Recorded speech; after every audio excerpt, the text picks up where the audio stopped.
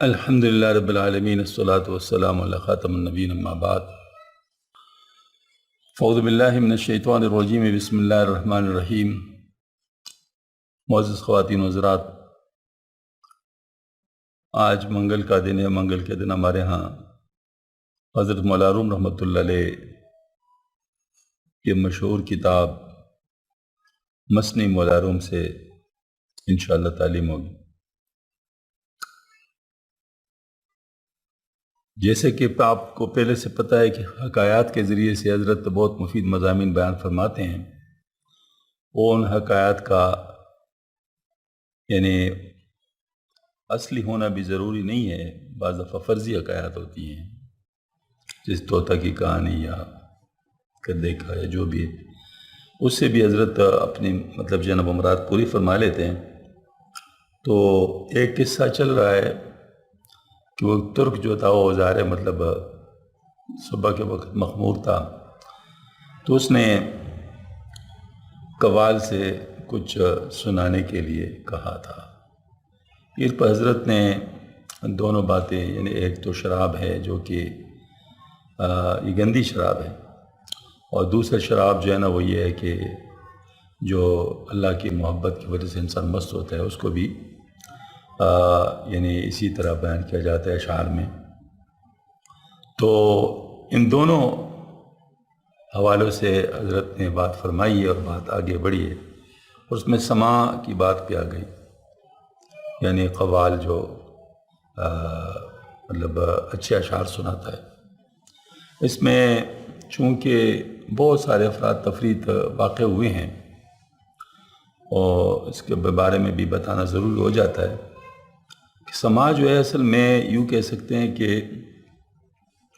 یہ عارفانہ اشعار ہوتے ہیں جو عارفین کے اجتماع میں سنائے جاتے ہیں، اور اس کا سنانے والا بھی عارف ہو اور سننے والے بھی عارفین ہو، ان میں کوئی عورت اور بچہ نہ ہو، اور میوزیکل انسٹرومنٹس کے ساتھ یہ نہ سنائے جائیں، پھر یہ سماع کی محفل ہوتی ہے۔ اگر ان تمام شرائط پر عمل نہیں کیا گیا، ان میں سے کوئی بھی شرط مفقود ہوا، تو پھر وہ جائز شمع نہیں ہوگا، وہ پھر ناجائز ہوگا، اس میں حرام شامل ہو جائے گا۔ اس وجہ سے جو لوگ سماع کا صرف نام سے ہی وہ کرتے ہیں کہ تو سماع ہے اور اس میں تو صرف پڑھا جاتا ہے، تو وہ اس گانوں کی طرف لے جاتے ہیں جو کہ ناجائز ہے، تو پھر وہ سب کو ناجائز کہنا شروع کر لیتے ہیں۔ تو سب ناجائز بھی نہیں، سب جائز بھی نہیں، تو جائز ہے وہ جائز ہے، اور جو ناجائز ہے وہ ناجائز ہے۔ افراد تفرید دونوں طرح چیزیں ممنوع ہوتی ہیں۔ تو جو ایکسٹریمسٹ ہوتے ہیں، انتہا پسند ہوتے ہیں، وہ جو ہے نا وہ درمیان والی چیز پہ نہیں ڈرتے۔ کچھ لوگ اس طرف ہوتے ہیں، کچھ لوگ اس طرف ہوتے ہیں، لیکن جو حق بات کرنے والے ہوتے ہیں وہ درمیان کے لوگ ہوتے ہیں، اور آج کل حق کے اوپر چلنے والے بہت تھوڑے ہیں۔ یعنی یہ بھی ایک بات ہے کہ بہت کم لوگ ہیں جو کہ اپنے آپ کو یعنی درمیان میں اعتدال پر رکھتے ہیں۔ اس وجہ سے شر غالب ہے اور خیر مغلوب ہے، خیر کم ہے۔ تو حضرت فرما رہے ہیں، چونکہ کردند آشتی شادی و درد، مطرباں را ترکما بیدار کرد۔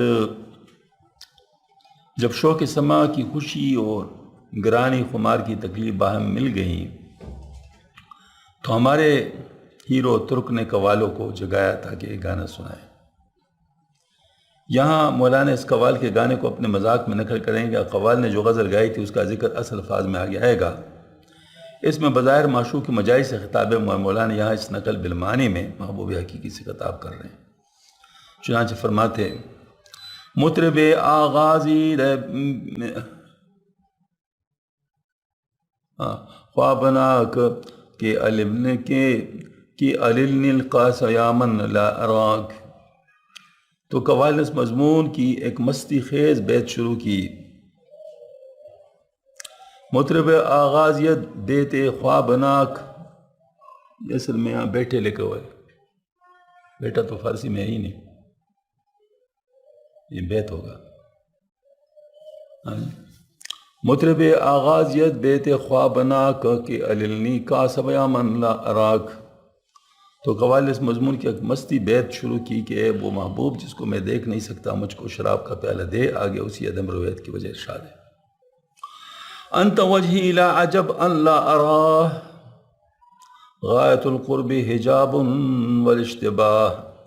اے محبوب حقیقی تو گویا میرا چہرہ ہے، اس لیے کچھ تعجب کی بات نہیں کہ میں اس چہرے کو نہیں دیکھتا، کیونکہ چہرہ کا غایت قرب عدم رویت کا حجاب ہے. جو چیز انسان مثلا آنکھ کی پتلی جو ہے اس کو کوئی نہیں دیکھ سکتا، ہاں آئینے میں دیکھ سکتا، تو ذل ہو گیا، اب تو اصل نہیں ہوا. ہاں جی، تو کسی نے کہا ہے نا پتلی کی نظر میں مستور ہے تو. ہاں جی، یہ پتلی کی طرح تو نظر میں مستور ہے اور بہت قریب ہے لیکن کتنا دور ہے مطلب یہ نہیں، کیونکہ کوئی آپ کو نہیں دیکھ سکتا. تو یہاں پر بھی یہ بات ہے کہ یہاں چہرے کی بات ہو گئی کہ چہرے کو بھی کوئی نہیں دیکھ سکتا، ہاں یہ ہے کہ آئینے میں دیکھ سکتا. انت عقلی لا عجب ان لم اغاک من وفور الالتباس المشتبک. تو گویا میری عقل ہے، اس لیے کچھ تعجب کی بات نہیں کہ میں پیش درجویچ اشتباہ کی وجہ سے نہ دیکھ سکوں. حیث اقرب انت من حبل الورید لم اقل یا نداء للبعید. جب تو مجھ سے میری شارک سے بھی زیادہ قریب ہے تو میں یا کا لفظ بغیر زندہ نہیں کہا، کیونکہ یا نداء بعید کے لیے ہے.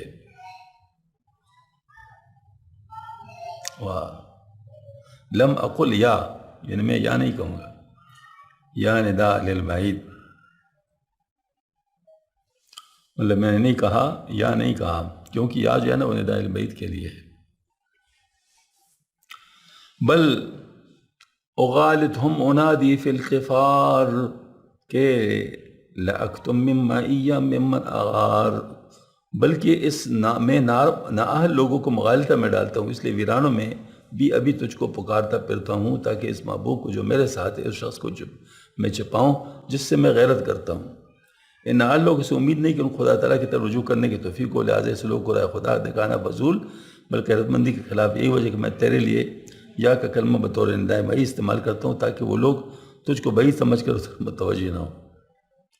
ہاں جی، این سخن پایا نہ دارد اے عزیز بشنو اکنو نکتہ صاحب تمیز. اے عزیز یہ بات انتہا نہیں رکھتی، اب ایک صاحب تمیز کی نکتہ خیز بات سن لو. یعنی تعالیٰ کی اقربیت کا مضمون غیر متنابی ہے، اس کے ذکر کو ملتوی رکھو. اس زمن میں غیرت کا جو ذکر، اصل میں بات یہ کہ اللہ جل شانہ کے یعنی ذات کے بارے میں تو کوئی کچھ کہہ ہی نہیں سکتا، وہ تو ناممکن ہے. ہاں البتہ صفات کے بارے میں جتنا بھی کھل جائے تو جتنا کھل جائے وہی کہہ سکتے ہیں، اس سے زیادہ نہیں کہہ سکتا.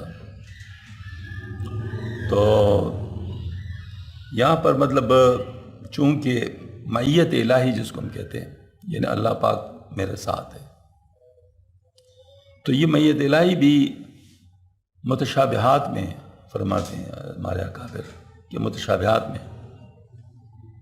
متشابہات اس کو کہتے ہیں کہ یعنی اس پر ایمان لانا تو واجب ہوتا ہے، لازم ہوتا ہے، لیکن اس کو کوئی سمجھ نہیں سکتا. ہاں جی، کیوں؟ وجہ کیا ہے کہ وہ انسان کی عقل میں آ نہیں سکتا، انسان کی عقل سے بعید ہوتا ہے وہ. تو یہاں پر جو اللہ تعالیٰ کا جو قرب ہے یہ بھی اسی طرح کی بات ہے کہ اللہ پاک کا قرب کیسا ہے، کیونکہ اللہ پاک خود فرماتے ہیں میں ان سے زیادہ، ان کے حبل ورید سے زیادہ قریب ہوں. تو اس کو ماننا تو پڑے گا کہ وہ قرآن پاک میں ہے، لیکن کیسے ہے یہ جانتے نہیں. تو اس لیے وہ جو حضرت امام مالک رحمۃ اللہ علیہ سے پوچھا گیا تھا کہ الرحمن والعرش استوا کا مطلب کیا ہے، یعنی رحمان نے استوا کیا مطلب جو ہے نا عرش کے اوپر. تو استوا تو عموماً اس کو کہتے ہیں نا کہ اس کے اوپر جلوس کیا یا بیٹھ کیا، اس کے لیے مطلب کہتے ہیں. تو اللہ تعالیٰ کے لیے تو یہ استعمال نہیں ہو سکتا کیونکہ اللہ پاک کی ذات تو براول برا ہے، تو وہ تو نہیں ہو سکتا. تو اس صورت میں پھر حضرت نے فرمایا الاستوا معلوم، استوا کا تو پتہ ہے کہ اس کو کہتے ہیں، والکیف مجہول، اس کا جو کیف ہے معلوم نہیں ہے کہ کیسے ہے.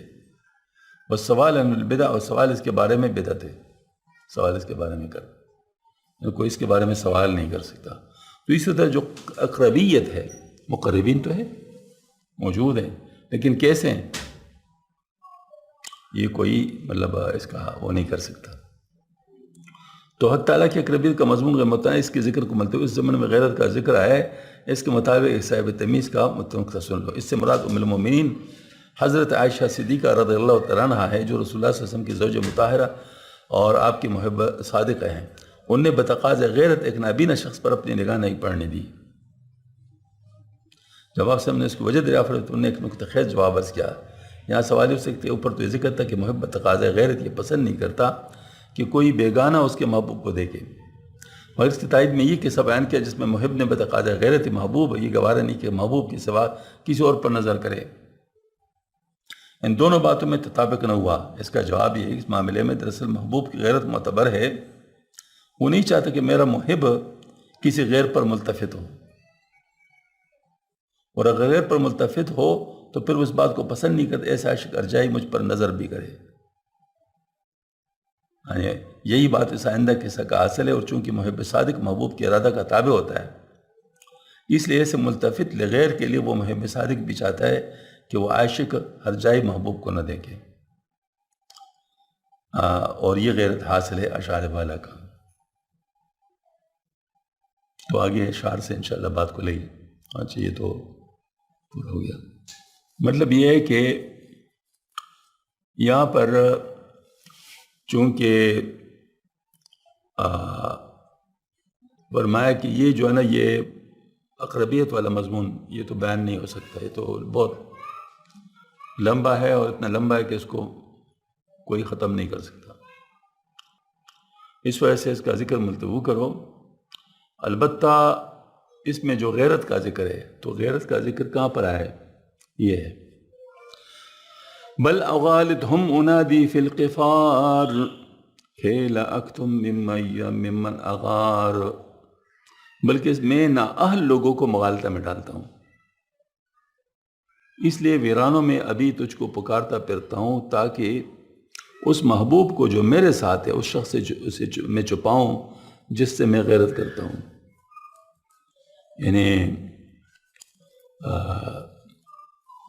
یعنی نااہل لوگوں سے امید نہیں کہ ان کو خدا تعالیٰ کی طرف رجوع کرنے کی توفیق ہو، لہٰذا لوگوں کو رائے خدا دکھانا بذول بلکہ غیرت مندی کے خلاف ہے.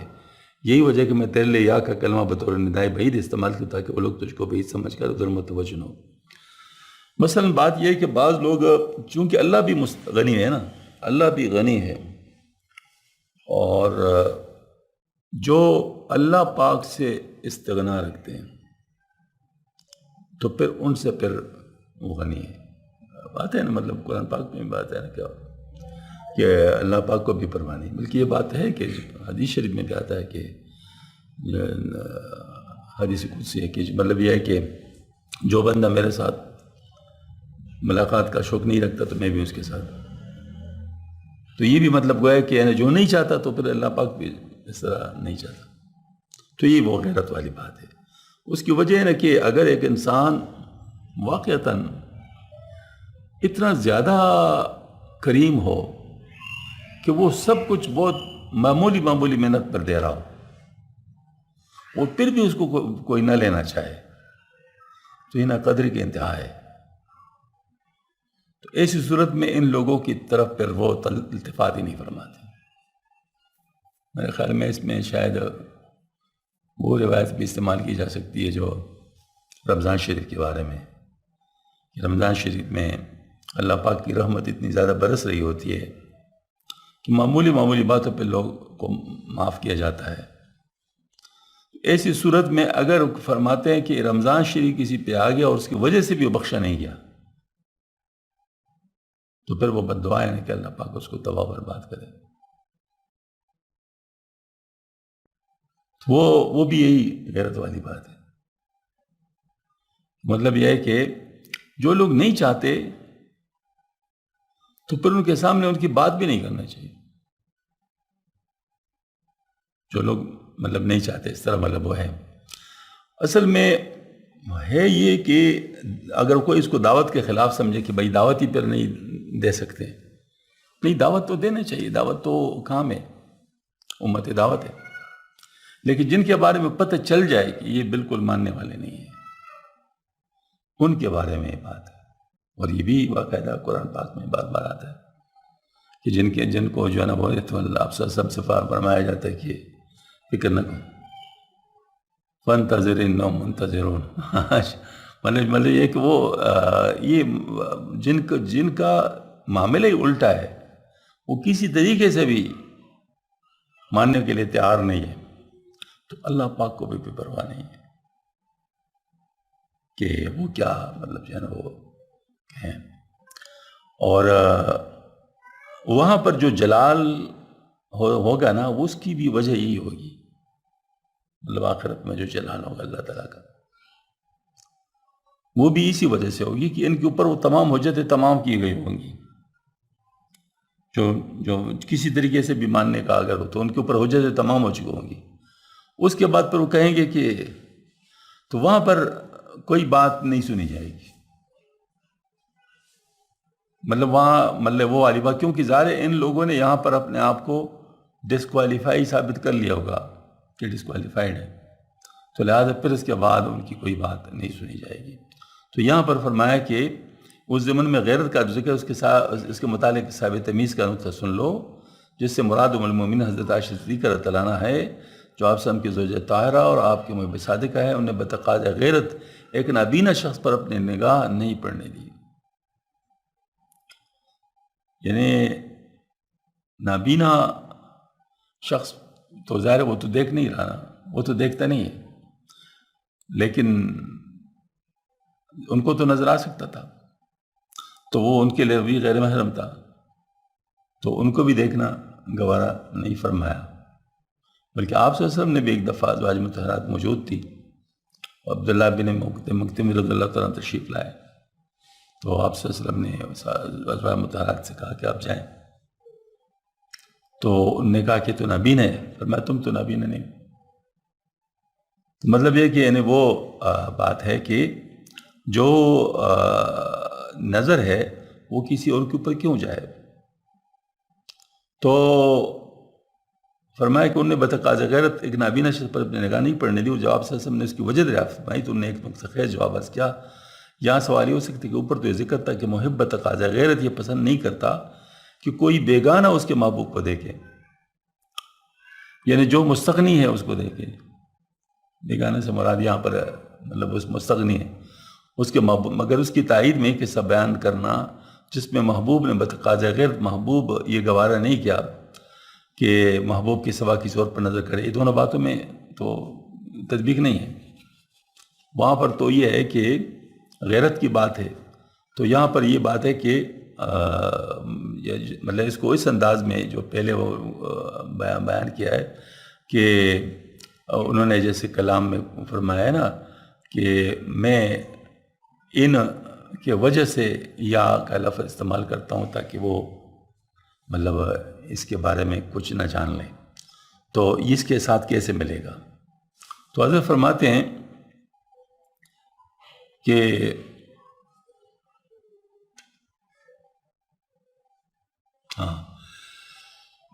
جس میں محب نے بتقاضۂ غیرت محبوب یہ گوارا نہیں کہ محبوب کے سوا کسی اور پر، ان دونوں باتوں میں تطابق ہے. اس کا جواب یہ ہے اس کے معاملے میں دراصل محبوب کی غیرت معتبر ہے. یہ محبوب یہ نہیں چاہتا کہ وہ کوئی مجھے اس قسم کا دیکھے، ایسے شخص دیکھے جو مستغنی ہے، مطلب وہ یہ نہیں چاہتا. یعنی اللہ پاک یہ نہیں چاہتا کہ اس کے بارے میں کوئی ایسے شخص کو بتایا جو کہ جیسے آپ صلی اللہ علیہ وسلم سے بار بار فرمایا جاتا ہے نا کہ ان کی پرواہ نہ کرو، تو ان دو کہ میرا محبوب کسی غیر پر ملتفت ہو، میں میرا محب کسی غیر پر ملتفت ہو، اور اگر غیر پر ملتفت ہو تو وہ پھر اس بات کو پسند نہیں کرتے کہ ایسا عشق ارجائی مجھ پر بھی نظر کرے. یہ جو دوسرے کی طرف مطلب دنیا کو لیے ہوا ہے، دنیا کے طلب میں ہے اور دنیا کو سب کچھ سمجھا ہوا ہے، تو وہ مجھ پر نظر بھی کرے. تو اس کا مطلب ہے کہ واقعتاً یہ دنیا کی جو محبت ہوتی ہے چونکہ وہ فوری چیز ہے، سامنے کی چیز ہے، تو اس میں انسان پاگل ہوتا ہے، اور وہ اس کو اگر کوئی نصیحت بھی کرتا ہے نا تو نصیحت برا سمجھتا ہے، ان کے مخالف ہو جاتا ہے کہ مجھے کیوں نصیحت کرتا ہے۔ قارون کا واقعہ، قارون یہی بات ہے نا کہ ان کو کہا گیا تو قارون نے کیا جواب دیا تھا۔ تو اسی طریقے سے مطلب یہ کہ جو لوگ ہرجائی ہیں، مطلب یہ ہے کہ گویا کہ اپنے اس محبوب کی طرف نہیں بلکہ دوسری چیزوں کی طرف بھی وہ کر سکتا ہے، تو ایسے ہرجائی محبوب کی طرف لوگ ملتفت نہیں ہوتے۔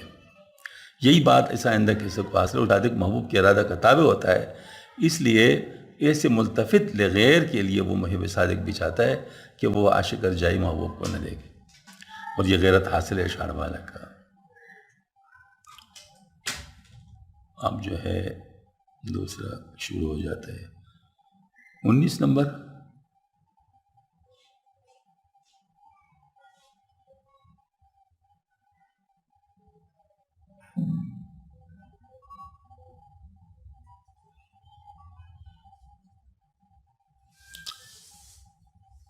اچھا یہ آ گیا، مطلب اب کس ساتھ جو ہے نا جس کے ساتھ استبات ہو رہے۔ دفتر ششم حکایت نمبر 19۔ آمدن ضریر بخان پیغمبر صلی اللہ علیہ وسلم و گریختن عائشہ صدیقہ رضی اللہ عنہا پنہا شدن۔ ایک نابینا کا پیغمبر صلی اللہ علیہ وسلم پر حاضر ہوں، عائشہ صدیقہ بھاگ کر چھپ جانا۔ اندر آمد پیش پیغمبر ضریر، کائے نوا بخشتن تنور ہر خمیر، اے تو میراب او من مستسقیم مستغاث المستغاث ساقیم۔ پیغمبر صلی اللہ علیہ وسلم کے حضور میں ایک نابینا صحابی آئے اور عرض کیا کہ اے حضور، جو تنور کو ہر قسم کے خمیر سے سامان بخشنے والا ہے، یا حضرت آپ پانی کے مالک ہیں، میں پانی کا طالب ہوں، اے میرے ساقی فریاد ہے فریاد ہے۔ یعنی تنور میں جتنی قسم کی چھوٹی بڑی موٹی پتلی روٹیاں لگتی ہیں اور نکلتی ہیں، آپ ہی کے سامان سے مہیا ہوتی ہیں، اور مراد اس سے یہ کہ آپ تمام اغذ روحانی کے قاسم ہیں، جیسے کہ حضور صلی اللہ علیہ وسلم کا ارشاد ہے انما القاسم اللہ ہوتی، پانی سے بھی روحانی آب حیات پڑھ دے۔ چو در آمد آ ضریر از در شتاب، عائشہ بکری بخر احجاب۔ جب وہ نابینا دروازے سے آئے تو حضرت عائشہ جلدی سے پردے میں جانے کے لیے دوڑی۔ ممکن ہے صحابی نے اپنے نابیناؤں کے اس سبب استئذان کی ضرورت نہ سمجھی ہو، ورنہ اگر استئذان کرتے تو جناب صدیقہ ان کی آواز سن کر پہلے ہی پردے میں چلی جاتی۔ اب ان کو آتے دیکھ کر پردے میں جانا پڑا۔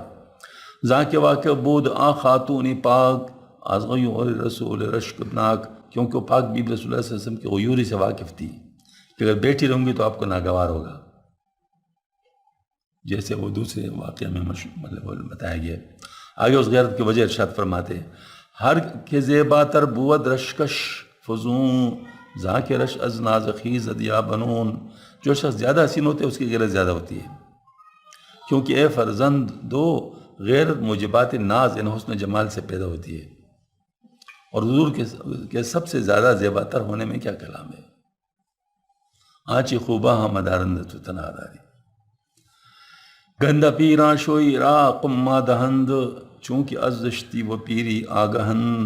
دیکھو بوڑھی عورتیں اپنے شور کو صحبت کے لیے کنیز تک دیتی ہیں، اور ان کو اس پر کوئی رشک نہیں آتا، کیونکہ اپنی بدصورتی اور بڑھاپے سے آگاہ ہیں۔ پھر ان کو کیوں رشک آئے؟ رشک تو خوبصورتی کے لیے لازم ہے۔ حضرت بالکل وہ جس کو کہتے ہیں نا حقائق بیان کرنے میں وہ ذرا بر بھی وہ شرم نہیں کرتے، وہ بالکل ٹھیک ٹھیک بتاتے ہیں، اور یہی بات لوگوں کو پسند نہیں آتی ہے باتیں۔ مطلب بعض لوگ کہتے ہیں نا حضرت تو اس قسم کا۔ اس پر ایک واقعہ ابھی میں نے سنا ہے، پورا بیان تو نہیں سنا ہے، حضرت ڈاکٹر عبدالحی صاحب رحمۃ اللہ کا بیان ہے، کسی نے شیئر کیا۔ اس میں حضرت نے بیان کیا کہ وہ تھے وہ حسن نظامی، وہ ذرا ہمارے کابر کے نقاد میں تھے، حسن خواجہ حسن نظامی۔ تو خواجہ حسن نظامی نے کہا تھا کہ بشتی زیور تو کوکشاستر ہے، اس میں تو بڑی گندی گندی باتیں، ہاں جی تو ایسے اور ایسے۔ تو کہتے ہیں کہ حضرت تانوی رحمۃ اللہ علیہ اپنے خلیفہ کے دکان پہ گئے تھے، وہاں خواجہ حسن نظامی بھی ظاہر کسی کتاب کو لینے کے لیے آیا ہوں گے، ان کو پتہ نہیں تھا کہ حضرت تانوی رحمۃ اللہ علیہ، اور حضرت کو بھی پتہ نہیں تھا کہ خواجہ حسن نظامی ہے۔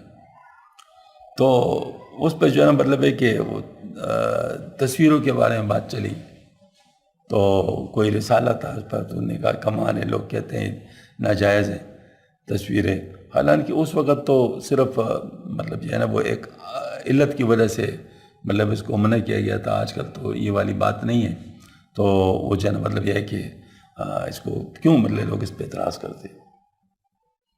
تو حضرت نے ان سے پوچھا کہ اچھا یہ بتاؤ کہ تم علت کی وجہ سے کہتے ہو تو پھر تو مطلب حرام تو پہلے کہا گیا تھا. نہیں کہتے ہاں. تو نے کہا علت کی وجہ سے اب آپ اس کو حرام ہونا ختم کر رہے ہو. کہتے ہاں. تو نے کہا پھر زنا کا علت حرم پہ ختم کرو کیونکہ اس میں بھی وراثت کے مسئلے پڑتے ہیں دوسرے. تو اگر اسی کا لکھ کر دے دیا جائے کہ میں اس پہ کچھ نہیں کہوں گا تو پھر تو جائز ہو جائے گا. تو حیران ہو جائے گا. ہو گیا کہ یہ کون ہے. کسی سے پوچھے گا کون ہے. انہیں کہا مولانا اشرف علی تھانوی ہے. تو وہ فوراً جانے کی کوشش کر رہے تھے کہ بس بھاگوں یہاں سے. تو حضرت نے ان کا ہاتھ پکڑے. کیوں جاتے ہو بھائی اب سے ذرا بات کرنی ہے. سنے کہ اب بجتی زور کو کوکشاستر کہتے ہیں. ہاں جی. اس نے کہا کہتا ہوں. انہوں نے کہا کیوں کہتے ہو. انہوں نے کہا اس میں تو ایسی ایسی باتیں ہیں. تو انہوں نے کہا کہ بھئی اگر آپ ان باتوں کی وجہ سے جو میں نے لکھی ہے اس کو کوکشاستر کہتے ہیں تو یہ بات تو بہت دور تک چلی جائیں گی. تو مطلب حدیث شریف میں بھی ایسے الفاظ آئے ہیں اور قرآن میں بھی آئے ہیں. تو پھر آپ کہاں رکھ جائیں گے. پھر ان کو بھی کوکشاستر کہیں گے. پھر کیا طریقہ ہوگا آپ کا. کیونکہ یہ مسئلے تو حدیث شریف. انہوں نے کہا آپ صرف مجھے بتائیں کہ یہ مسئلے قرآن اور حدیث سے ماخوذ ہیں یا نہیں ہیں. اس نے کہا جی ماخوذ ہے. جب ماخوذ ہے تو پھر اس کا مطلب اصل تو ان کا قرآن و سنت ہو گیا. تو قرآن و سنت میں بھی یہ چیز آ گئی. جب آ گئی تو پھر آپ اس کو بھی کوکشاستر کہیں گے. بس یہاں پنس گئے فجا سے نظامی. آخر میں وہ مان گئے کہ ہاں ٹھیک ہے جی یہ نہیں ہے. بس صرف اس کی اردو ذرا مشکل ہے.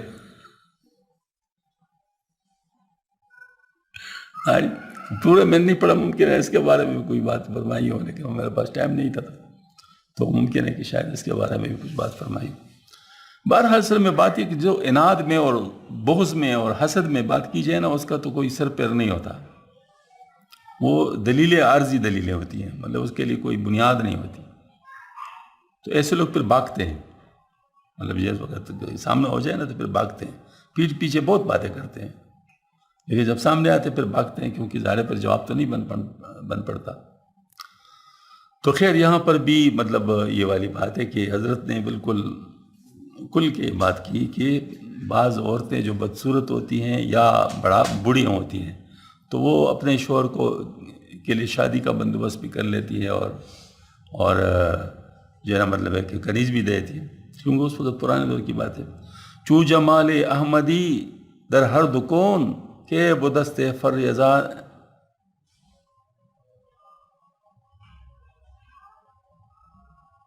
یزدہ.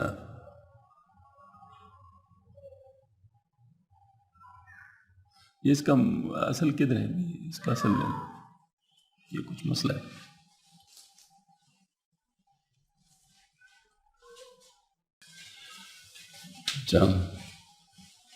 چو جمال احمدی در ہر دکون کے بودس اے فریض دانش اون. اور حضرت صلی اللہ علیہ وسلم کے جمال کے برابر دونوں عالم میں کب ممکن ہے. ارے اس کا تو نور خداوندی مددگار ہے.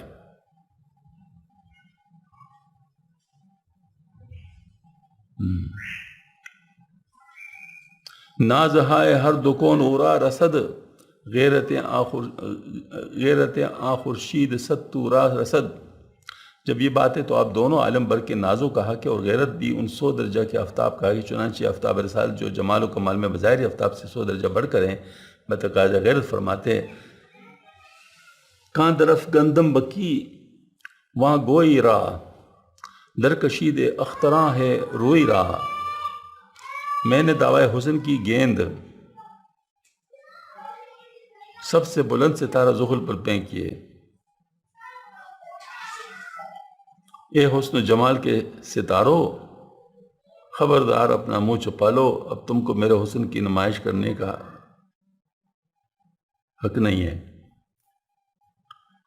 در شعاع بے نظیرم لا شوید در شعاع بے نظیرم لا شوید ورنہ پیشی نور من رسوا شوید. میری بھی مثال شعاع میں تم معدوم ہو جاؤ جس طرح طلوع آفتاب سے ستارے مان پڑ جاتے ورنہ میرے نور کے سامنے رسوا ہو جاؤ گے. البتہ میرے غیوبت میں اپنے نور کا اظہار کر لیا کرو تو مذاکرہ نہیں. مطلب یہ ہے کہ ستارے اگر بالکل نظر نہ آئے تو کوئی بات نہیں، بس ٹھیک ہے جی، نظر ہی نہیں آتے، لیکن اگر نظر آئیں گے تو بہت چھوٹے چھوٹے آئیں گے، تو مطلب جائے گا یعنی جس کا مطلب اس کی کوئی وہ نہیں ہوگی، تو اس کا نظر نہ آنا ہی ان کے لیے بہتر ہے، ورنہ وہ مطلب ذلت اور رسوائی والی بات ہو جائے گی. مطلب یہ مثال دے رہے ہیں. از کرم من ہر شبے غائب شوم کے روم اللہ نمائم کے روم. چنانچہ میں تمہاری رعایت کے لیے ذرائع کرم ہر شب غائب ہو جاتا ہوں، اور اس وقت میں آسمان سے عالم سے کب جاتا ہوں، لیکن ظاہر ہی دکھاتا ہوں کہ میں جا رہا ہوں، میں ہوتا تو ادھر ہوں لیکن نظر نہیں آتا. تو یہ مطلب یہ ہے کہ تمہارے لیے کہ تاکہ تم بھی کچھ ظاہر ہو جاؤ. مطلب یہ ہے کہ تاشما بے من شبے خفاش وار پر زنا گردی متار، تاکہ تم میرے غیبت میں شب کے وقت چمگادڑ کی طرح فضا میں کچھ پرواز کرو. ایک صاحب نے مجھ سے عجیب بات پوچھی، امریکہ میں سوری کینیڈا میں لیکن کسی خاندانی بزرگ کے اولاد میں. مجھے کہا کہ میرے بزرگ جو تھے نا وہ پردادا تھے، شاید وہ چشتی سلسلے کے بڑے بزرگوں میں تھے، تو کیا میں اس سے بیعت ہو سکتا ہوں؟ میں نے کہا بیعت تو کسی زندہ شیخ سے ہوتا ہے آدمی، کیونکہ بیعت ہونا تربیت کے لیے ہوتا ہے، وہ تربیت کوئی زندہ شیخ ہی کر سکتا ہے. میں نے کہا اگر کوئی شخص جو اس دنیا میں نہیں ہے وہ اگر بیعت کے لائق ہو تو پھر کوئی بزرگ بھی لائق نہیں، کیونکہ آپ صلی اللہ علیہ وسلم کی موجودگی میں کسی کا حق نہیں کہ وہ پیر بن جائے. آپ صلی اللہ علیہ وسلم اس دنیا سے تشریف لے گئے تو باقی کی باتیں پھر چل سکتی ہے. مطلب وہی والی بات ہو گئی نا، اگر آپ صلی اللہ علیہ وسلم موجود ہوتے تو پھر کس کی بات ہوتی؟ یعنی بکر صدیق رضی اللہ عنہ بھی اس وقت نظر آئے جب آپ صلی اللہ علیہ وسلم اس دنیا سے تشریف لے گئے، اور عمر رضی اللہ عنہ اس وقت نظر آئے جب وہ بکر صدیق رضی اللہ عنہ دنیا سے چلے گئے،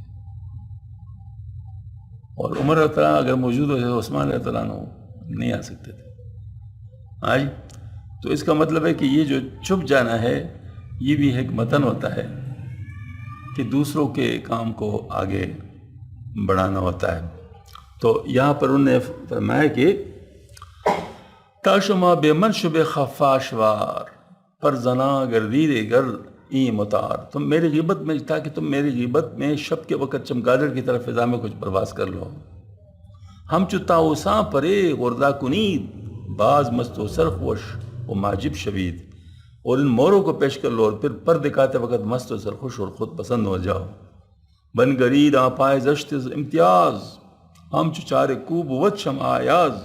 مگر اس وقت بھی دفعہ عجب کے لیے تم کو چاہیے کہ قوت تمیز سے اپنے بدصورت پاؤں کو بھی دیکھ لو، اس پرانی جوتی کی طرح جو ایاز کے لیے منظر شمع تھی. یعنی یہاں پر دور دور جا رہے ہیں.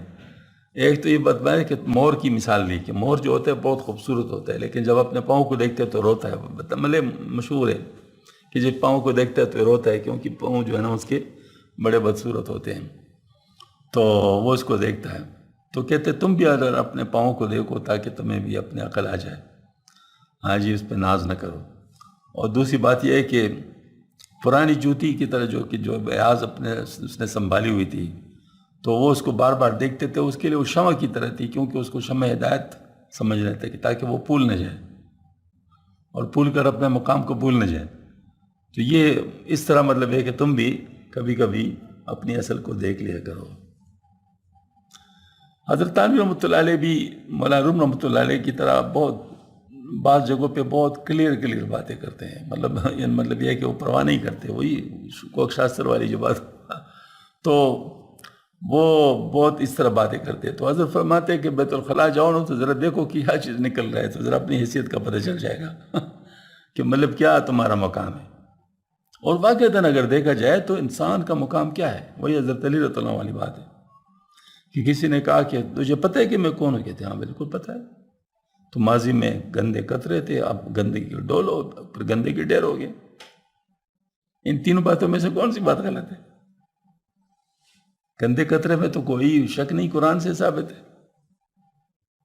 اور گندے کا ڈول ہونا بالکل ثابت ہے، کیونکہ ہمارے جسم سے جو چیز بھی باہر آتی ہے وہ گندا ہوتا ہے. چاہے خون ہے، چاہے پیپ ہے، چاہے پیشاب ہے، چاہے بول براز ہے، چاہے مطلب جو ہے خون ہے، جو بھی ہے، حتیٰ کہ سب سے زیادہ پاک چیز جو باہر آتی ہے وہ توک ہے. توک ہے سب سے زیادہ پاک چیز، مطلب جو جسم سے باہر آتی ہے وہ توک ہے. توک کو بھی کوئی اپنے توک کو بھی نہیں چاٹتا. ذرا پلیٹ میں کوئی اس کو اپنا توک رکھ لو، چاٹ لگا کوئی؟ حالانکہ وہ خود اپنا توک ہوگا. تو اس کی وجہ کہ انسان کا اندر کیا ہے، یہ تو باہر اللہ پاک نے پردہ رکھا ہوا ہے.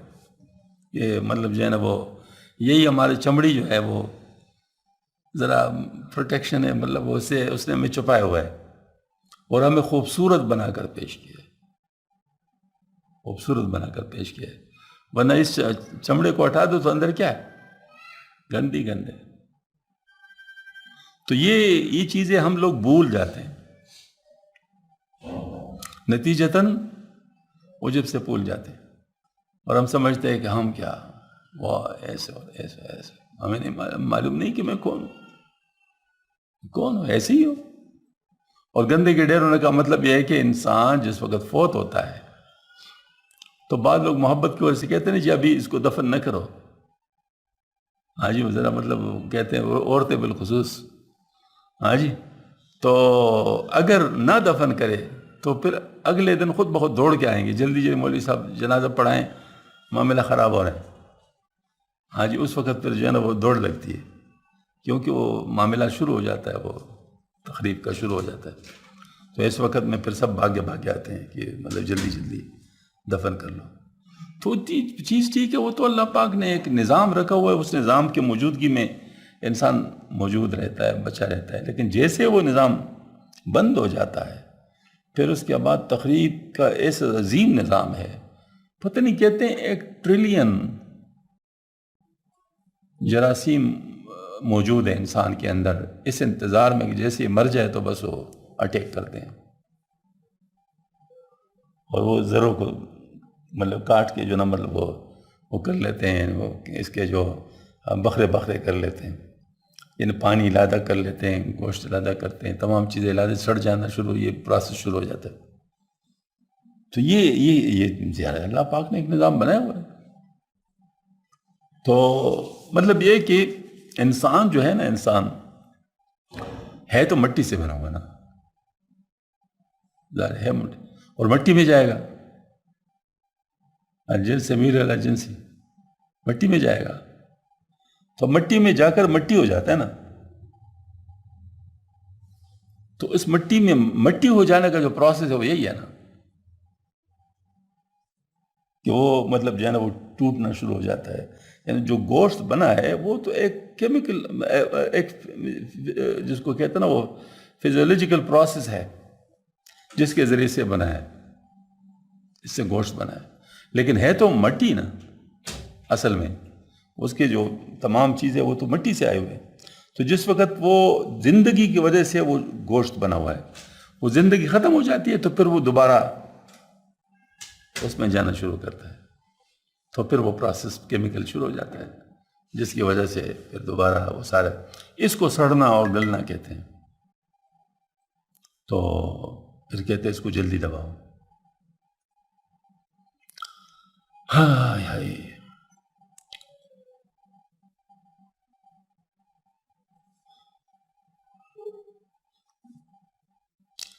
رو نمائم صبح بار گوش مال، تھا نہ گردید عزمنی زہل شمال. پھر صبح کے وقت تمہارے تنبیہ کے لیے میں اپنا جمال دکھاتا ہوں تاکہ تم خود پسندی کے سبب سے دوزخی نہ ہو جاؤ. ان اوپر کے اشعار میں آپ سے کے فضائل کے لیے آفتاب کے حوالے سے استعارہ کیا گیا، اور حقیقت اس مجاز کی ہے کہ جس طرح کیوان کی بلندی تمام کواکب سیارہ پر مسلم ہے، اس طرح آپ سے کا مرتبہ شرف تمام مخلوقات سے برتر ہے. بادس خدا بزرگ تو یہ قسم ہوتا. تمام ارباب معارف اور علم علوم اسی ایک آفتاب سے اقتباسی انوار کرتے ہیں اور اس کے انوار علوم کے آگے سر تسلیم خم کرتے ہیں. اگر کوئی بدنصیب اس قرید سے مستثنا ہو اور اس نے خودسری کا سر اٹھایا تو آپ کے نور کے آگے مسلمہ کی طرح کذاب کہلایا اور رسوا ہوا. تاہم بہت سے احوال میں آپ کی شفقت پدری نے اغماز سے بھی کام لیا، اور ہر شے غائب شعب میں اس بات کی طرف اشارہ ہے کہ تاکہ آپ کی روحانی فرزند خود اپنے علم کے بل پر چلنا اور میدان اجتہاد میں قدم بڑھانا سیکھے.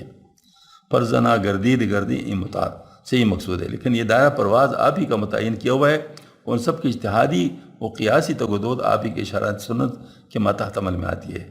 کہ روم اللہ نمائم کے روم فقص علیہ الباقی وللہ الحمد لما فہمنی حاضر تعویل ولا افتخر بھی بل اتحدث بالنعمت من اللہ جلی. مطلب یہ ہے کہ جو انسان کسی طرح بھی جانتا ہے یعنی خیر کی چیز کو، وہ آیا اللہ کی طرف سے، اور اللہ تعالیٰ نے سب سے پہلے تقسیم آپ صلی اللہ علیہ وسلم کے ذریعے سے کروائی. اللہ کا آپ صلی اللہ علیہ وسلم قاسم ہے، لہٰذا میں آپ صلی اللہ علیہ وسلم سے ملا ہے. اب ہمارا جو طریقہ کار ہے وہ سارے آپ صلی اللہ علیہ وسلم تک ہی منتج ہوتا ہے، مطلب جاتا ہے ادھر سے آئے ہیں، اور ہم ثابت کرنے والی جو بات کریں گے تو اوپر تک لے جائیں گے ثابت کرنے کے لیے، کیونکہ اصل وہی ہے. تو اس میں پھر ثابت کرنے میں اجتہاد کا کام چلتا ہے، اور اس میں غلطی کی ہوئی گنجائش ہوتی ہے. لیکن ہمارے پاس جو ریفرنس ہے وہ ہے وہی، اصل وہی ہے جس کے ساتھ ہم تقابل کرتے ہیں کہ اپنی بات کو صحیح بنانے کی جو کوشش کرتے ہیں کہ ہم صحیح بات تک پہنچے. اس میں راستہ ہمارے پاس یہی ہے، قرآن و سنت ہے. تو اس طرح مطلب یہ کہ فرمایا کہ یعنی آپ صلی اللہ علیہ وسلم اگر ہوتے تو کسی اور کی اجتہاد کی کیا ویلیو ہو سکتی تھی؟ تو آپ سے پوچھتے اور بات ختم. دیکھو کلالہ والی بات جیسے مجھے اکثر یاد آ جاتی ہے. کلالہ کے بارے میں آپ سے عمر رضی اللہ عنہ فرماتے ہیں کہ کاش مجھے آپ سے اس کا پتہ چلتا تو مجھے یہ خلافت سے زیادہ عزیز تھا. تو اب ایک علمی بات ہے. تو جب آپ صلی اللہ علیہ وسلم کی طرف سے اس میں خاموشی تھی تو پھر سر پکڑ کے سارے بیٹھ گئے. لیکن ظاہر مطلب ہے کہ یعنی وہ تسلی والی بات تو نہیں ہو سکتی تھی نا، تو گنجائش والی بات ہو سکتی تھی کہ ایک کچھ حضرات نے کلالہ کچھ کو سمجھا، کچھ حضرات نے کچھ کو سمجھا، اور پھر اس کے اوپر تقریباً فیصلے وہ ہو گیا، مطلب جو ہے نا وہ اجتہادی فیصلے ہو گئے، اور پھر امت میں بھی یہ تقسیم ہو گیا. کچھ لوگوں نے کچھ کو مانا، کچھ لوگوں نے کچھ کو مانا، اور یہ ساری باتیں اس طرح چل پڑی. تو اب یہ جو بات ہے کہ یعنی اس میں ایک اللہ کی حکمت ہے، اور وہ حکمت یہ ہے کہ آپ صلی اللہ علیہ وآلہ وسلم کی کسی بات کا انکار کفر تھا. یعنی آپ صلی اللہ علیہ وسلم کی بات کا انکار تو کفر تھا، لیکن اجتہادی بات کا انکار کفر نہیں ہوتا، کیونکہ وہ ظاہر مطلب ظنی والی بات آ جاتی ہے نا کہ واجب کا ہم کیسے تعریف کرتے ہیں، تو ظنی والی بات آ جاتی ہے. تو جو ظنی چیز ہے تو اس کا انکار تو کفر نہیں ہوتا، البتہ ان میں سے کسی ایک کو ماننا ہوتا ہے. تو یہ علماء کے ساتھ اختلاف جائز ہے، پیغمبر کے ساتھ اختلاف جائز نہیں ہے.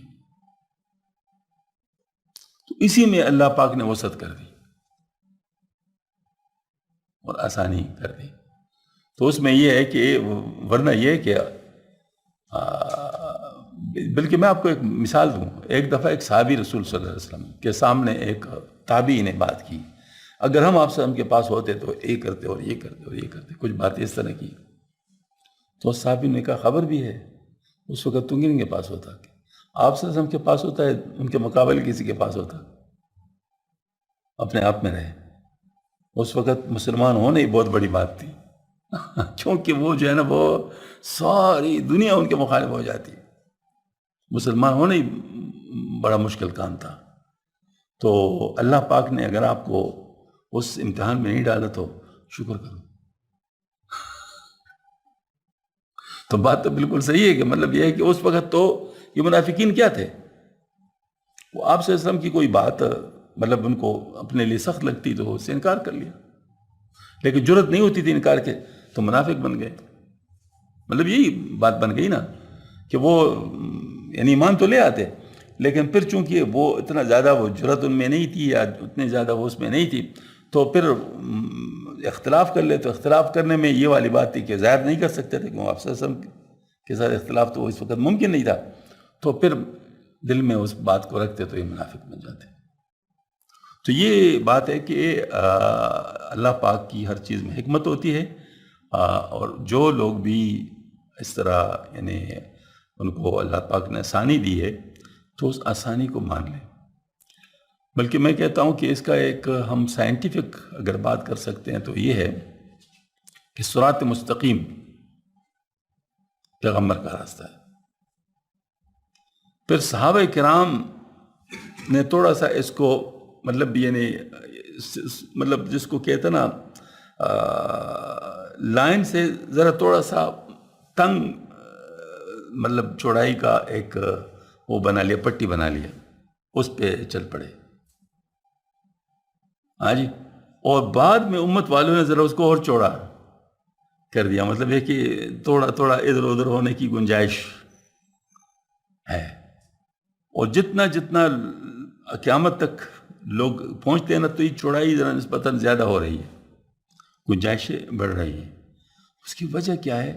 کیونکہ ظاہر مطلب ہے کہ دوری کی وجہ سے وہ اٹیچمنٹ نہیں ہے.